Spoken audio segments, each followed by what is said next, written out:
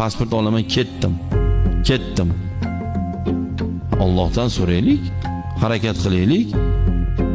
Bunga rosa urindik, bo'lmasa boshqasiga urinaylik, o'qiylik.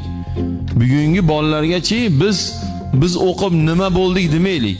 Biz o'qimadik, xor bo'ldi. Endi bolam o'qi deyish kerak. O'qimasang mandaqa bo'lasan sen. O'qishni qatar deyish kerak.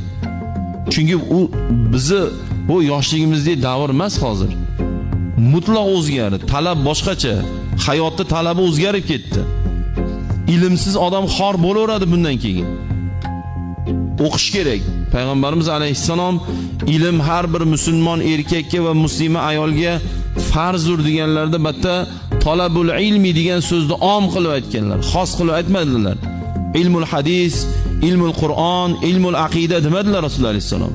Hadis ilmi, Qur'on ilmi, aqida ilmi deb xoslab qo'ymadilar. Talabul ilmi dedilar. Ilmni talab qilish. Ilm degani o'zbekchasiga bilish degani. Bu nima degani? Insonni hozirgi paytida nima ilm kerak? Shu hammasi farz bo'ladi. Bugun nima kerak? Qorin kerakmi? Tinchlik kerakmi? Sog'liq kerakmi? E'tiqod, iymon kerakmi? Shu to'rovini ilmi farz bo'ladi.